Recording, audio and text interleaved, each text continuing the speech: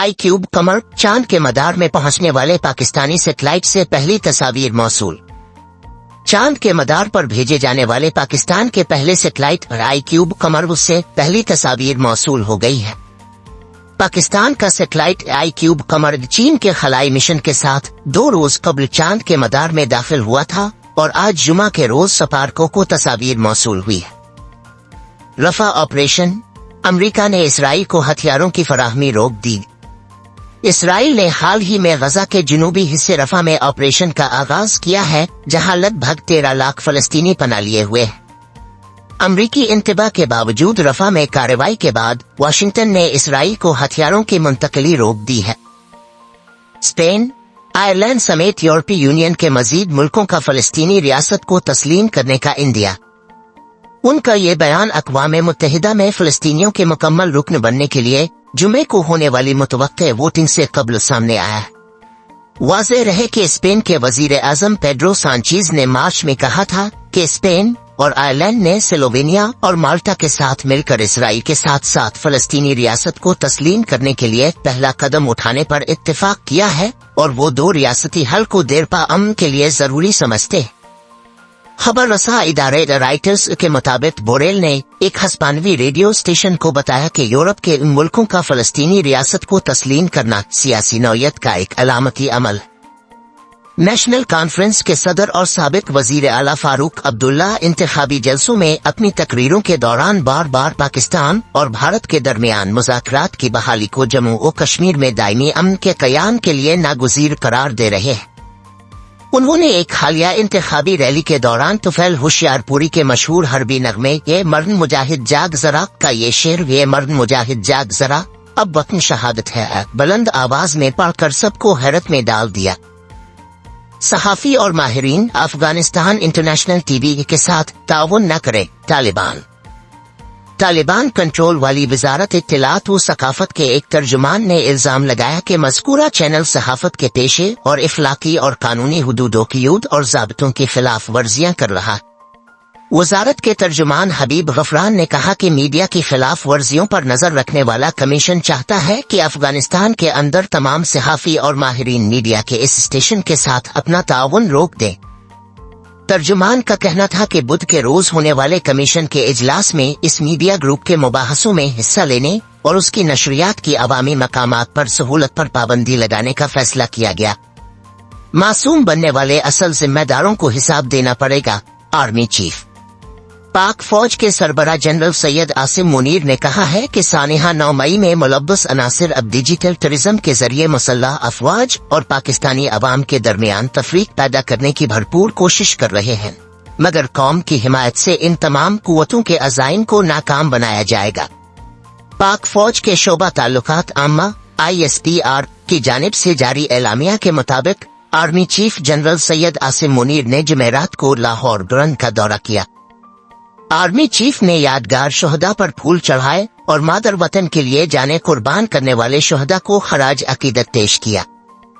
इस मौके पर आर्मी चीफ को फॉर्मेशन की ऑपरेशनल तैयारियों पर तफसीली ब्रीफिंग दी गई।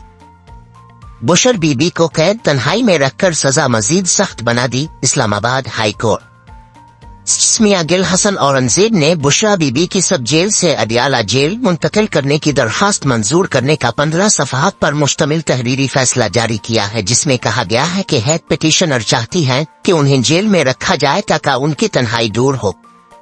अदालती फैसले मौजूद हैं कि कैद तन्हाई में रखना सिर्फ सजा नहीं बल्कि टार्चर है। बुशरा बीबी को कैद तन्हाई में रखकर उनकी सजा को मजीद सख्त बना दिया गया। नैब किसी भी सियासतदान को बराह रास्त गिरफ्तार नहीं कर सकेगा। नए SOPs तैयार। स्पीकर और चेयरमैन नैब के दरमियान मुलाकात की अंदरूनी कहानी सामने आ गई है। नैब ने स्पीकर कौमी असेंबली से SOPs को कानूनी शक्ल देने के लिए मदद मांगी है। जराये के मुताबिक इंक्वायरी की सतह पर भी कोई रुकन पार्लियामेंट गिरफ्तार नहीं किया जाएगा। नैब का कोई अफसर किसी भी हैसियत में मीडिया अवाम में कोई बयान नहीं देगा। जराये के मुताबिक नैब अफसर मुतालिका सियासी और मुंतखब रहनुमा के खिलाफ रेफरेंस दायर होने पर ही बयान देगा। अहकामात की खिलाफ वर्जी करने पर मुतालिका अफसर को 1 माह से 1 साल तक कैद की सजा दी जाएगी।